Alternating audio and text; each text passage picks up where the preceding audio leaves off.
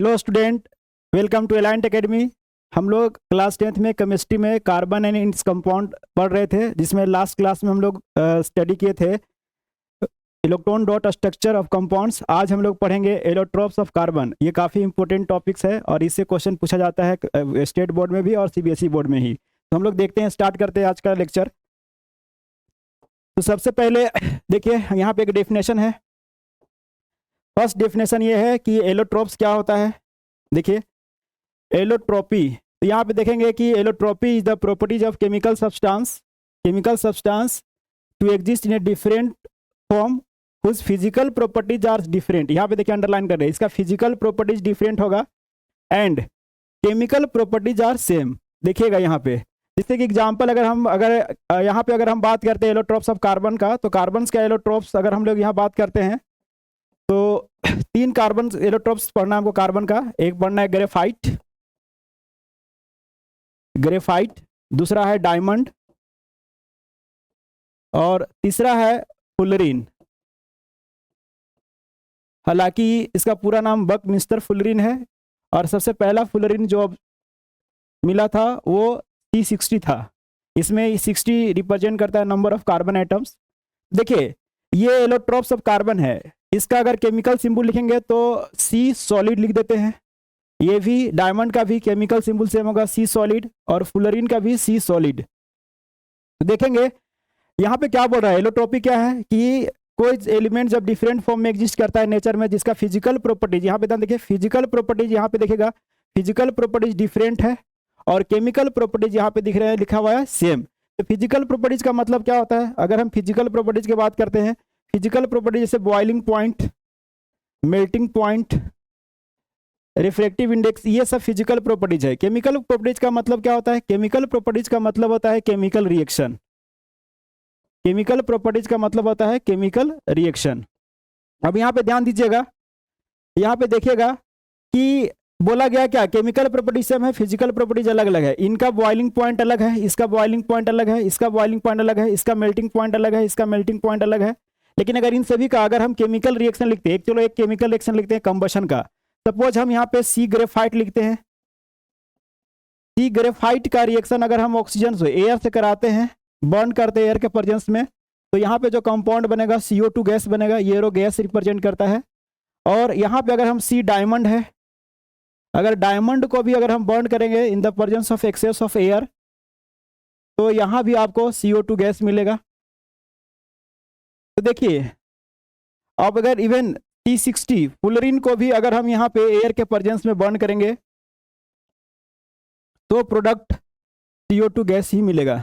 That means कहने का मतलब क्या है कि एलोट्रोपी ऐसा प्रॉपर्टीज है एलिमेंट्स का जिसका फिजिकल प्रॉपर्टीज डिफरेंट होता है एंड केमिकल प्रॉपर्टीज सेम होता है। तो देखिए, ग्रेफाइट का, डायमंड का और फुलरीन, ये सभी का जब ऑक्सीजन से रिएक्शन कराया तो प्रोडक्ट CO2 ही बना। एक ही तरह का केमिकल रिएक्शन शो किए, पर ग्रेफाइट का बॉइलिंग पॉइंट अलग है, मेल्टिंग पॉइंट अलग है, डायमंड का मेल्टिंग पॉइंट, बॉइलिंग पॉइंट अलग है। तो इसको बोलते हैं एलोट्रोप्स ऑफ कार्बन। तो यहाँ पे थोड़ा सा एक्स्ट्रा हम बताना चाहते हैं। देखिए, क्लास 10th में तो इतना ही पढ़ना है, पर हम एक्स्ट्रा बताना है। देखिए, एलोट्रोप्स ऑफ कार्बन की अगर हम बात करें, कार्बन के एलोट्रोप्स, तो इसको अगर हम देखिए, कार्बन का एलोट्रोप्स अगर हम यहाँ पे क्रिस्टलाइन, ये जो लिखे हैं ना, ये यहाँ पे जो हम लोग लिखे हैं, ये जो फॉर्म लिखे हैं, ये कार्बन का ये क्रिस्टलाइन फॉर्म है। क्रिस्टलाइन क्या होता है, क्रिस्टलाइन फॉर्म अगर बोलेगा कि बताइए क्रिस्टलाइन फॉर्म कार्बन का एलोट्रोप, क्रिस्टलाइन फॉर्म का एग्जांपल बताइए, तो आपको बताना होगा ग्रेफाइट, डायमंड और फुलरीन। ये क्रिस्टलाइन फॉर्म, क्रिस्टलाइन का मतलब ये होता है कि इसमें जो अरेंजमेंट होता है पार्टिकल्स का, हालांकि ये सभी ग्रेफाइट, डायमंड और फुलरीन ये सब कार्बन के एटम से बने हैं। इन कार्बन एटम्स का जो अरेंजमेंट होगा वो एक क्या होगा कि रेगुलर मैनर में अरेंज किया गया होगा और जिससे इनका ज्योमेट्री फिक्स होता है। क्रिस्टलाइन का मतलब है कि इसका ज्योमेट्री फिक्स्ड है, इसका ज्योमेट्री आपका फिक्स्ड होता है। सभी का ज्योमेट्री के बारे में भी आज पढ़ेंगे हम लोग, ठीक है। तो ये क्रिस्टलाइन फॉर्म ऑफ है। अच्छा, इसका एक एमोर्फस भी होता है, एमोर्फस फॉर्म होता है, एमोर्फस फॉर्म भी होता है। हालांकि ये एक्स्ट्रा है, ये क्लास 10th में नहीं जानना है, पर आप एमोर्फस फॉर्म ऑफ कार्बन अगर इसको बता दें इसके बारे में भी, तो इसमें देखिए, आप देखे होंगे घर में कोक होता है, ये कार्बन का ही फॉर्म है, ये भी कार्बन से बना हुआ है। चारकोल है, इन सभी का ज्योमेट्री फिक्स नहीं होता है, ये क्रिस्टलाइन फॉर्म नहीं है, इसको बोलते हैं एमोर्फस फॉर्म। यहाँ पे आप देख रहे हैं ये एमोर्फस फॉर्म है और ये जो लिख रहे हैं, ये यहाँ पे जो लिखे हैं ग्रेफाइट, डायमंड और फुलरिन, ये जो है ये क्रिस्टलाइन फॉर्म है। तो ये ध्यान रखिएगा, क्रिस्टलाइन फॉर्म का अगर पूछेगा तो इसमें से कोई भी एग्जाम्पल लिख सकते हैं। और एमोर्फोस जो होता है, ये एमोर्फोस जो सॉलिड होता है ये ट्रू सॉलिड नहीं होता है, ये स्यूडो सॉलिड होता है। हालांकि इसके बारे में हायर क्लास में हम लोग क्लास 12 में पढ़ते हैं, पर यहाँ पे आपको जो क्लास 10th में स्टडी करना है वो ये पढ़ना है, एलोट्रोप्स ऑफ कार्बन में क्रिस्टलाइन फॉर्म ही पढ़ना है, सिर्फ ग्रेफाइट, डायमंड और फुलरिन। तो आज के क्लास में हम लोग बेसिकली डील करेंगे ग्रेफाइट, डायमंड और फुलरिन के बारे में। चलते हैं नेक्स्ट टॉपिक में। तो सबसे पहले हम लोग डील करेंगे आज एलोट्रोप्स ऑफ कार्बन। देखिए यहाँ पे बहुत इंपॉर्टेंट पॉइंट्स लिखा गया है, जो एनसीईआरटी में इतना नहीं दिया गया है, लेकिन मैं यहाँ पे एक्स्ट्रा बताया हूँ आपको, क्योंकि ये अगर आपको बहुत सारे स्टूडेंट्स अगर फ्यूचर्स में जेई या नीट या कोई हायर स्टडीज़ के लिए अगर अच्छा से स्टडी करना चाहते हैं तो ये काफ़ी इंपॉर्टेंट है। तो यहाँ पे देखिए सबसे पहले क्या है, सबसे पहले हम लोग यहाँ पे पढ़ रहे हैं ग्रेफाइट। यहाँ पे देखिए ग्रेफाइट, ग्रेफाइट क्या है, इन ग्रेफाइट अगर आएगा ग्रेफाइट के बारे में लिखने के लिए तो आपको ये इसके बारे में लिखना होगा। सबसे पहले इसके बारे में लिखना होगा कि देखिए यहाँ पे ध्यान दिए, ग्रेफाइट का जो स्ट्रक्चर है देख रहे हैं, यहाँ पे ये जो आपको दिख रहा है ये जो एटम्स है ये कार्बन के एटम्स है, और ये जानते हैं ये कार्बन के एटम्स जो है वो यहाँ पे एक सिंगल बॉन्ड से कनेक्टेड है। इस तरह से यहाँ पे देखिएगा ये सिंगल बॉन्ड से कनेक्टेड है और ये हेक्सागन, रेगुलर हेक्सागन बना रहा है। तो जो ये जो स्ट्रक्चर है ग्रेफाइट का वो लेयर्ड स्ट्रक्चर होता है। देखिए ये इसको हम लोग बोलते हैं, ये जो बना गया ना, ये जो यहाँ जो बनाया गया है इसको बोलते हैं फर्स्ट लेयर। ऐसा मान लेते हैं कि ये फर्स्ट लेयर है, ये लेयर्ड स्ट्रक्चर होता है बाबू, इसके बारे में बताएंगे। ये फर्स्ट लेयर है और ये जो यहाँ पे जो देख रहे हैं ये आपका है सेकेंड लेयर, ये यहाँ पे हम सेकेंड लेयर मान लेते हैं इसको। अच्छा, ये जो इस तरह से लेयर होता है, जैसे कि मान लीजिए कि एक ये लेयर है और ये दूसरा लेयर है, इन दो लेयर के बीच में एक गैप होता है और एक लेयर दूसरे लेयर से एक वीक फोर्स ऑफ अट्रैक्शन से इन दोनों लेयर के बीच में एक वीक फोर्स ऑफ अट्रैक्शन काम करता है जिसका नाम है वेंडरवाल फोर्स ऑफ अट्रैक्शन। तो यहाँ पे देखेंगे हम लोग दो तरह का बॉन्ड मिलेगा, एक वेंडरवाल फोर्स ऑफ अट्रैक्शन मिलेगा, ये दो लेयर के बीच में काम करता है। और कार्बन के एटम के बीच में जो बॉन्ड है वो कोवेलेंट बॉन्ड है। और इन दो लेयर के बीच में देखिए ये लेयर फर्स्ट लेयर है, यहाँ पे आप दिखाते हैं दूसरा समझिएगा, ये फर्स्ट लेयर, ये सेकेंड लेयर है, ये आपका सेकेंड लेयर है और ये आपका फर्स्ट लेयर है। इन दोनों के बीच में देखिए यहाँ पे डॉटेड लाइन से दिख रहा होगा, ये जो एक लेयर है दूसरे लेयर से, यहाँ पे एक फोर्स ऑफ अट्रैक्शन काम करता है। इस फोर्स ऑफ अट्रैक्शन का नाम है, यहाँ पे मैं लिख रहा हूँ, इसका नाम है वेंडरवाल फोर्स ऑफ अट्रैक्शन। इसके बारे में पहले भी बात की है, शॉर्ट में इसको VFA लिखते हैं। तो जब हम केमिकल बॉन्डिंग के बारे में बेसिक में पढ़ा रहे थे तो वहाँ पे देखिएगा एक सबसे वीकेस्ट फोर्स के बारे में बात किए थे जिसका नाम है वेंडरवाल फोर्स ऑफ अट्रैक्शन। अब देखिए ये वीक फोर्स ऑफ अट्रैक्शन जो वेंडरवाल फोर्स ऑफ अट्रैक्शन है, इसका यहाँ क्या फायदा है इस स्ट्रक्चर में, तो देखिएगा क्या होता है कि इस तरह से जब लेयर्ड होता है ना, लेयर्ड स्ट्रक्चर, तो क्या होता है कि ये जो लेयर्ड स्ट्रक्चर है तो ये वीक फोर्स ऑफ अट्रैक्शन कारण एक लेयर दूसरे लेयर के ऊपर स्लाइड कर सकता है।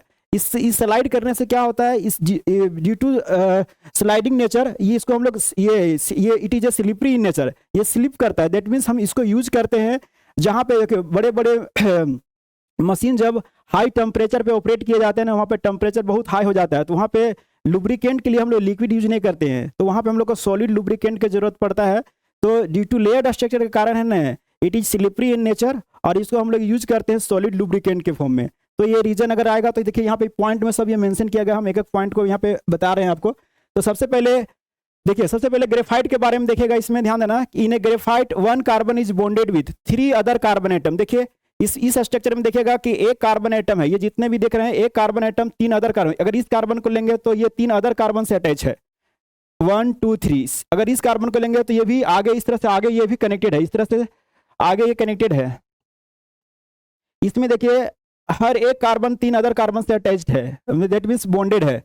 तो यहाँ पे लिखा हुआ in graphite one carbon is bonded with 3 other carbon atoms and forming hexagonal arrays being placed in a layer one above the other. That means एक लेयर दूसरे लेयर के ऊपर में क्या गया, अरेंज कर दिया गया है, ठीक है। तो ये हो गया आपका ग्रेफाइट का स्ट्रक्चर के बारे में। अब देखिए इसमें क्या है, अच्छा यहाँ पे देखिए, यहाँ पे जो स्ट्रक्चर दिया गया है इसमें यहाँ पे कार्बन के बीच में यहाँ पे सिंगल बॉन्ड दिया गया है, लेकिन अब कार्बन का पता है कि कार्बन का वैलेंस इलेक्ट्रॉन, देखिए यहाँ पे आप जानते हैं कि कार्बन का वैलेंस इलेक्ट्रॉन 4 होता है और एक साथ 4 बॉन्ड बनाता है, पर यहाँ पे कार्बन का वैलेंस देखिएगा तो 3 बॉन्ड बनाया हुआ है। तो हर एक कार्बन के पास, यहाँ पे आपको बताते हैं, इस कार्बन के पास 1 इलेक्ट्रॉन फ्री है, इस कार्बन के पास 1 इलेक्ट्रॉन फ्री है, इस कार्बन के पास, each carbon atom has 1 free electrons. ये सभी कार्बन एटम के पास देखिए ये दिखा रहे हैं ग्रीन से, ये सब फ्री इलेक्ट्रॉन्स है। अब ये फ्री इलेक्ट्रॉन आपस में क्या करते हैं, ये डबल बॉन्ड में कन्वर्ट हो जाते हैं। तो अगर कोई क्वेश्चन पूछता है कि कार्बन ग्रेफाइट्स के स्ट्रक्चर में क्या कार्बन कार्बन के बीच में डबल बॉन्ड होते हैं, तो होते हैं alternate, single bond and double bond होते हैं। अब देखिए ये जो फ्री इलेक्ट्रॉन्स है इसको हम लोग मोबाइल इलेक्ट्रॉन भी बोलते हैं, because of this free electrons it can act as a conductor of electricity. ये फ्री इलेक्ट्रॉन्स है बोस, तो देखिए ये फ्री इलेक्ट्रॉन्स है, because of presence of free electrons it can act as a क्या, कंडक्टर ऑफ इलेक्ट्रिसिटी। अब देखिए ये जो फ्री इलेक्ट्रॉन्स है ये भी क्या करता है, इसी लेयर में, ये जो इलेक्ट्रॉन है इसी लेयर में मूव कर सकता है, इसलिए अगर इलेक्ट्रिसिटी भी फ्लो करेगा तो इस लेयर में ही फ्लो करेगा। आप अगर इस डायरेक्शन में फ्लो करना चाहते हैं, इसके वर्टिकल इस डायरेक्शन में अगर फ्लो करना चाहते हैं करंट, तो फ्लो नहीं करेगा, बिकॉज इसमें गैप है यहाँ पे, इन दो गैप के, इन दो लेयर के बीच में यहाँ पे एक week Van der Waal force of attraction काम कर रहा है, ठीक है। तो जब भी करंट जो फ्लो करता है ग्रेफाइट में वो सेम लेयर में फ्लो करता है और इसी में करंट फ्लो कर सकता है यहाँ पे, ठीक है। अच्छा, बिकॉज ऑफ फ्री इलेक्ट्रॉन्स, ये जो फ्री इलेक्ट्रॉन्स है ना ये आपस में यहाँ पे देखिए ये कार्बन यहाँ पे अगर कार्बन लिखते हैं ये कार्बन, तो इन दोनों के बीच में यहाँ पे बॉन्ड बन जाएगा। अच्छा, डबल बॉन्ड है, इसके बाद सिंगल बॉन्ड, फिर से डबल बॉन्ड, सिंगल बॉन्ड, फिर से double bond, alternate double bond single bond बनाना है। अगर आप लगातार अगर डबल बॉन्ड बना दिए तो 5 बॉन्ड हो जाएगा कार्बन का, which is not possible. Carbon कभी भी 5 बॉन्ड नहीं बनाता है, इसलिए ध्यान रखें जब भी आप ये स्ट्रक्चर बनाएंगे तो सिर्फ कार्बन कार्बन सिंगल बॉन्ड नहीं बनाएंगे, एक सिंगल बॉन्ड अगला डबल बॉन्ड। अब देखिए ये कार्बन इधर डबल बॉन्ड बना लिया है तो इधर डबल बॉन्ड नहीं बना सकता है, तो फिर यहाँ डबल बॉन्ड आएगा, फिर यहाँ पे डबल बॉन्ड बना लिया है तो फिर यहाँ डबल बॉन्ड आएगा, फिर यहाँ पे डबल बॉन्ड बना लिया तो फिर यहाँ पे डबल बॉन्ड आएगा। इस तरह से आपको यहाँ पे इसमें इस लेयर में भी डबल बॉन्ड सिंगल बॉन्ड, यहाँ भी double bond single bond double bond, इस तरह से देखिएगा आप यहाँ पे देखिएगा डबल बॉन्ड, फिर यहाँ से आएगा डबल बॉन्ड, फिर यहाँ से आएगा आप इस तरह से डबल बॉन्ड, इस तरह से आपका यहाँ पे आएगा डबल बॉन्ड, आगे कंटिन्यू रहेगा, इस तरह से single bond double bond attach रहता है। तो ये हो गया आपका स्ट्रक्चर ऑफ ग्रेफाइट।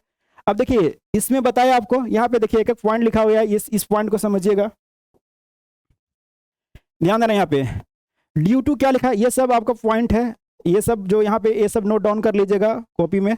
देखिए पहला पॉइंट क्या है कि due to presence of free electrons, अभी देखें हालांकि ये फ्री इलेक्ट्रॉन्स वैलेंसी को सेटिस्फाई करने के लिए यहाँ पे डबल बॉन्ड में कन्वर्ट हो गया है, दैट मीन्स ग्रेफाइट के स्ट्रक्चर में कार्बन कार्बन सिंगल बॉन्ड भी है और कार्बन कार्बन डबल बॉन्ड भी है। अब यहाँ पे देखिए due to presence of free electrons it is a good conductor of electricity, ये इलेक्ट्रिसिटी कंडक्ट करता है।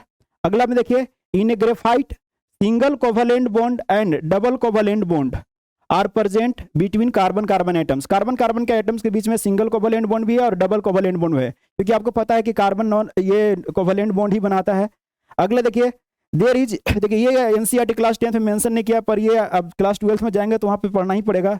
There is weak Van der Waal force of attraction between any two layers, तो ये क्या होगा कि लेयर स्ट्रक्चर होता है इस तरह से, हालांकि इन दोनों लेयर के बीच में एक वीक फोर्स ऑफ अट्रैक्शन काम करता है, ठीक है, उसी फोर्स ऑफ अट्रैक्शन का नाम है weak Van der Waal force of attraction.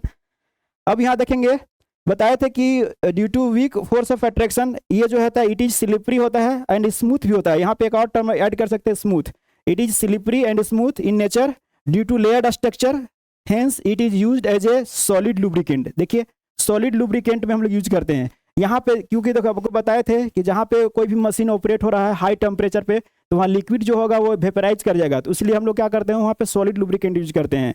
चलिए तो ये था आपका एलोट्रोप्स ऑफ कार्बन में ग्रेफाइट। नेक्स्ट हम लोग देखते हैं, चलो नेक्स्ट जो एलोट्रोप्स है वो है डायमंड। देखिए डायमंड काफ़ी कॉस्टली होता है, इसका यूज़ हम लोग ज्वेलरी में करते हैं, और आप देखेंगे ग्लास कटिंग है ना, तो वहाँ पे ग्लास जब हम लोग कट करते हैं तो डायमंड का वो नाइफ यूज करते हैं, उसके नोक में लगा रहता है डायमंड का, तो इसका यूज हम डायमंड का ऐसे तो मेनली हम लोग ज़्यादातर अभी जानते हैं कि ज्वेलरी में यूज करते हैं, पर ग्लास कटिंग के लिए भी इसको यूज करते हैं। डायमंड जानते हैं कि जितने भी नॉन सब्सटेंस उसमें हार्डेस्ट सब्सटेंस है। अब देखिए इसका स्ट्रक्चर के बारे में पहले इसके बारे में यहाँ देख लेते हैं कि डायमंड में होता है क्या, उसके बाद आपको एक्सप्लेन करते हैं। यहाँ पे देखेंगे कि इन ए डायमंड, यहाँ पे देख लीजिए, 1 carbon is bonded with 4 other carbon atoms forming a rigid 3 dimensional structure. 3 dimensional structure का मतलब क्या हो गया कि ये नॉन प्लेनर हो गया। 3 डायमेंशनल स्ट्रक्चर का मतलब ये जो आप देख रहे हैं ना, इसमें ये सारा एटम्स, इसमें जो ये जो कार्बन एटम्स आप यहाँ पे देख रहे हैं, यहाँ पे ये जो कार्बन एटम्स है, ये सब जो कार्बन एटम्स है यहाँ पे आप ये जो देख रहे हैं ना, ये कार्बन सारा कार्बन एटम सेम प्लेन में नहीं है, ये सब डिफरेंट प्लेन में, कुछ सेम प्लेन में कुछ डिफरेंट प्लेन में है, तो इसको बोलते हैं नॉन प्लेनर स्ट्रक्चर होता है। तो यहाँ पे हम लिख दे रहे हैं कि जो ये नॉन प्लेनर होता है, नॉन प्लेनर और 3 डायमेंशनल स्ट्रक्चर होता है, ये 3 dimensional, x axis, y axis और जेड एक्सिस, तीनों डायरेक्शन में एटम्स प्रेजेंट है। तो देखिए ये लिखा नेक्स्ट देखेंगे इट इज नॉन प्लेनर, ये प्लेनर नहीं है। नेक्स्ट में देखिएगा ड्यू टू, यहाँ पे ध्यान दीजिएगा, देखिएगा due to 3 dimensional network structure, ये 3 डायमेंशनल नेटवर्क स्ट्रक्चर बनाता है, जिसकी वजह से ये काफ़ी हार्ड होता है। और आप जानते हैं कि जितने भी नॉन सब्सटेंस उसमें हार्डेस्ट सब्सटेंस है ये कार्बन। अब यहाँ पे देखिएगा तो यहाँ पे रीजन, हार्डेस्ट सब्सटेंस का रीजन क्या हो गया, 3 डायमेंशनल नेटवर्क स्ट्रक्चर, ये एक नेटवर्क बनाता है, इसको नेटवर्क सॉलिड्स के भी नाम से भी जानते हैं। देखेंगे यहाँ पे ये सब पॉइंट इंपॉर्टेंट है, लिखना है। अगला क्या है कि देखिएगा ड्यू टू, यहाँ पे देखिएगा due to absence of free electrons, इसमें कोई फ्री इलेक्ट्रॉन्स नहीं होता। क्यों फ्री इलेक्ट्रॉन्स नहीं है, क्योंकि आपको पता है कि कार्बन जो है, कार्बन 4 बॉन्ड बनाता है, और इसमें भी देखिएगा एक कार्बन, इसके स्ट्रक्चर में एक कार्बन 4 अदर कार्बन से अटैच है। अगर आपको एग्जाम में अगर इसका स्ट्रक्चर बनाना है तो इस तरह से बनाने की जरूरत नहीं है, आप इस तरह से दिखाना है कि एक कार्बन 4 अदर कार्बन से अटैच है, फिर ये कार्बन अगले 4 कार्बन से अटैच है इस तरह से, फिर ये कार्बन अगले 4 कार्बन से अटैच है इस तरह से, फिर ये कार्बन, इस तरह से नेटवर्क बनाता है। तो देखिए जब कार्बन 4 बॉन्ड बना लिया तो इसके पास एक भी फ्री इलेक्ट्रॉन्स नहीं है। पर यही ग्रेफाइट में क्या था, एक फ्री इलेक्ट्रॉन्स रह जा रहा था, जिसको मोबाइल इलेक्ट्रॉन बोलते हैं, और उसी की वजह से वो कंडक्टर हो गया था इलेक्ट्रिसिटी का। पर यहाँ पे there is no free electrons, hence it is act as a क्या, it can act as a क्या, इंसुलेटर ऑफ इलेक्ट्रिसिटी। तो वही बात यहाँ पे लिखा है। अगर बोलेगा कि बता डायमंड क्यों इलेक्ट्रिसिटी कंडक्ट नहीं करता है, उसका रीजन है due to absence of free electrons. चलिए नेक्स्ट पॉइंट में जाते हैं, due to high value of thermal conductivity. हाँ ये पॉइंट भी बहुत इंपॉर्टेंट है, due to high value of thermal conductivity, इसका थर्मल कंडक्टिविटी बहुत हाई होता है, जिसके वजह से ये हीट का कंडक्टर हो जाता है, बहुत very good conductor of heat. तो देखिए ये भी आपको बहुत इंपॉर्टेंट पॉइंट्स है। लास्ट पॉइंट इसमें हम लिखे it's melting point is very high, इसका मेल्टिंग पॉइंट बहुत हाई होता है। अगर अबाउट हम बता दें, इसका मेल्टिंग पॉइंट अबाउट 3600 के आसपास होता है, इतना डिग्री सेल्सियस होता है इसका मेल्टिंग पॉइंट्स। तो ये रहा डायमंड्स। अगर डायमंड का स्ट्रक्चर बनाना है तो आपको इसी तरह से स्ट्रक्चर बनाना है। चलिए नेक्स्ट हम लोग देखते हैं नेक्स्ट टॉपिक में। अब यहाँ पे देखिए जो एग्जाम में आ सकता है, इस तरह से क्वेश्चन भी पूछा जा सकता है, what are the differences between the diamond and graphite, या ग्रेफाइट और डायमंड के बीच में बोलेगा कि राइट एनी 2 डिफरेंस या 3 डिफरेंसेस। तो आपको लिखना होगा, अभी हम लोग दोनों पढ़े हैं, दोनों के बारे में यहाँ पे हम लिख सकते हैं। चलिए मैं आपको बताता हूँ यहाँ पे।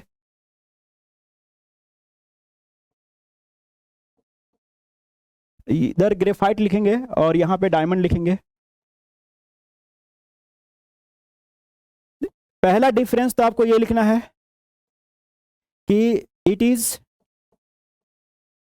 Conductor of electricity, conductor of electricity. यहाँ पे लिखेंगे it is insulator of electricity, insulator of electricity.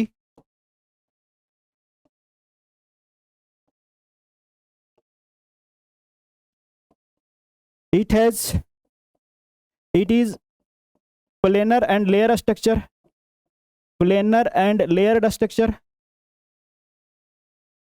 Layered structure. It is non planar, it is non planar.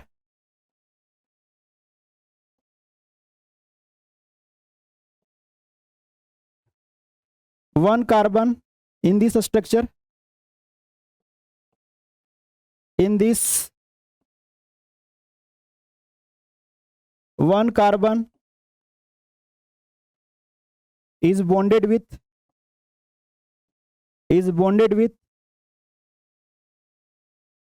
3 other carbon atom, 3 other carbon atom, 3 other carbon atom। इसमें क्या होगा, in this structure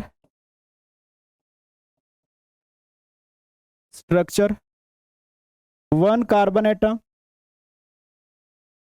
is bonded with 4 other carbon atom, 4 other carbon atom। और point लिख सकते हैं, और point क्या लिख सकते हैं, it is a smooth, it is a smooth and slippery, a smooth and slippery, it is hard,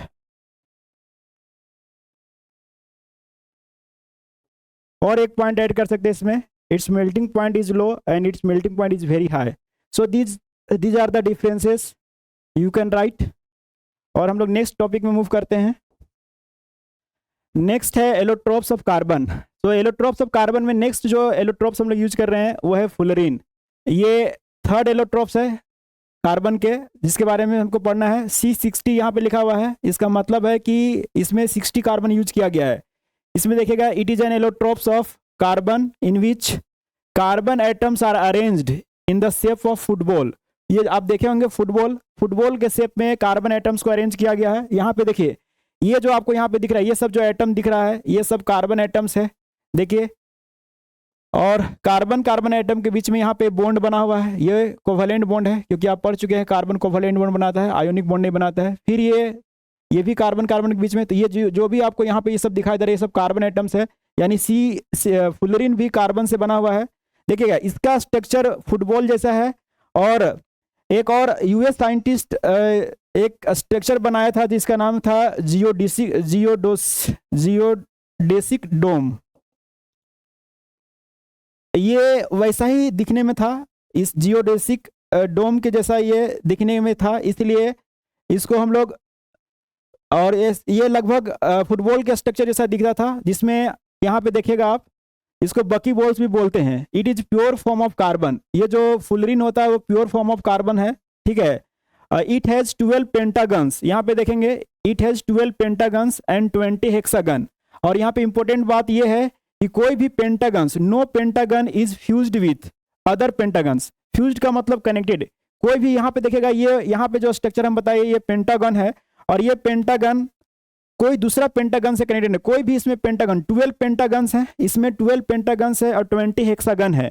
तो देखेंगे, कोई भी पेंटागन है दूसरे पेंटागन से कनेक्टेड नहीं है। पेंटागन में 5 साइड्स होते हैं, ये पांचों साइड्स पे हेक्सागन बनाते हैं हम लोग। देखिए, इस स्ट्रक्चर में देखेंगे कैसे, अच्छा बोर्ड के एग्जाम में इसका स्ट्रक्चर कैसे बनाएंगे, तो आपको कैसे ड्रॉ करना है, आपको इस तरह से ड्रॉ करने की जरूरत नहीं है। अच्छा, यहाँ पे ये भी आपको बता दें कि सबसे पहले हम पेंटागन ड्रॉ करते हैं। इसको स्ट्रक्चर को ड्रॉ करने के लिए यहाँ पे हम पेंटागन ड्रॉ करेंगे। तो आप सिंपल पहले पेंटागन ड्रॉ कर लीजिए, इस तरह से ये पेंटागन बन गया। अब आपको पता है कि कोई भी पेंटागन दूसरे पेंटागन से कनेक्टेड नहीं है, दैट मीन्स फ्यूज्ड नहीं है। तो हम लोग क्या करना है, हर एक पेंटागन के साइड्स पे हेक्सागन बनाते जाना है आपको। तो यहाँ पे हम लोग क्या ड्रॉ करेंगे, हेक्सागन ड्रॉ करेंगे, इस तरह से हेक्सागन ड्रॉ कर देंगे। ये हर एक पेंटागन के साइड्स पे यहाँ पे हेक्सागन ड्रॉ कर देंगे, और यहाँ भी हेक्सागन ड्रॉ कर देंगे, और यहाँ भी हेक्सागन ड्रॉ करना है हमको। इस तरह से हर एक साइड्स पे, हर एक पेंटागन के साइड्स पे हम लोग को ड्रॉ करना है, हेक्सागन ड्रॉ करना है। तो इस तरह से हेक्सागन कनेक्टेड है। अब देखोगे यहाँ पे ध्यान देना, ये जो जितने भी कॉर्नर दिखाई दे रहा है, ये सब कॉर्नर, ये सब कॉर्नर्स, ये सब कार्बन एटम्स है। ये सब देखेंगे आप, कार्बन एटम्स है, ये सब कार्बन एटम्स यूज किया गया इस तरह से। अब क्या है कि देखो, ये कार्बन कार्बन सिंगल बॉन्ड है ये, लेकिन यहाँ पे भी कार्बन कार्बन के बीच में यहाँ पे एक डबल बॉन्ड है, फिर सिंगल बॉन्ड, फिर डबल बॉन्ड, फिर single bond, double bond, alternate. आपको इस तरह से सिंगल बॉन्ड डबल बॉन्ड बनाना है कि जिससे कोई भी कार्बन का 5 बॉन्ड ना बने। तो आपको देखना है, यहाँ पे देखिए डबल बॉन्ड बन गया, सिंगल बॉन्ड, ये 4 बॉन्ड हो चुका है, क्योंकि कार्बन कभी भी 5 बॉन्ड नहीं बनाता। तो यहाँ पे डबल बॉन्ड देना है, फिर यहाँ सिंगल बॉन्ड, यहाँ पे double bond, single bond, double bond, इस तरह से सिंगल बॉन्ड, डबल बॉन्ड, इस तरह से कनेक्टेड होगा, डबल बॉन्ड, फिर यहाँ पे डबल बॉन्ड। तो ये इस तरह से, ये जो है ये एक फुटबॉल लाइक स्ट्रक्चर है। ये देखिए, एक फुटबॉल जैसा स्ट्रक्चर हो जाता है, इसलिए। और इसमें टोटल 60 कार्बन यूज किया गया है। देखिए, यहाँ पे एक ट्रिक बता देते हैं, कभी भूल जाइएगा तो एक ट्रिक बता देते हैं कि इसमें पेंटागन कितने और हेक्सागन कितने हैं। देखिए, इसका नाम है C60। अब देखिए, आपको नंबर ऑफ पेंटागन निकालना है, तो क्या करना है, ये जो 60 है ना, इसमें पेंटागन्स में कितने साइड्स होते हैं, 5 साइड्स होते हैं। इसको 5 से डिवाइड कर दीजिए, 5 से डिवाइड करेंगे तो आ जाएगा 12। तो ये हो गया पेंटागन, सो 12 पेंटागन। तो पेंटागन तो आसानी से निकल गया। अब आपको बताते हैं कि हेक्सागन कैसे निकालेंगे। ये जो 60 है ना, इस 60 को क्या करना है, इसका डबल करना है, ये 120 आएगा। और अब हेक्सागन निकालना है, तो उसमें हेक्सागन को नंबर ऑफ साइड 6 होते हैं, तो 6 से डिवाइड कर दीजिए, ये आएगा 20। तो ये नंबर ऑफ हेक्सागन हो जाएगा 20। तो ये ट्रिक से आप याद रखेंगे कि इसमें पेंटागन कितने हैं और हेक्सागन कितने हैं। अच्छा, अगर हम देखिए, अगर आप चाहते हैं कि बकमिस्टर फुलरिन, इसका पूरा नाम देखिएगा यहाँ पे लिखा हुआ है बकमिस्टर फुलरिन, ये यूएस आर्किटेक्ट के नाम था, उसी का नाम था, उसी का फुलर, बकमिस्टर फुलर, तो उसी के नाम से ये फुलरिन रखा गया। कोई पूछेगा तो बताना यही है, ठीक है। अब यहाँ पे आप देखेंगे, अगर आप चाहते हैं इसको बनाना, तो ग्रेफाइट है ना, आप क्या करेंगे, ग्रेफाइट ले लीजिए, कार्बन का ग्रेफाइट लीजिए, और इस ग्रेफाइट को इलेक्ट्रिक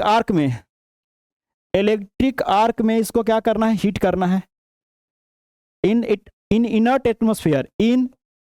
एटमोस्फियर।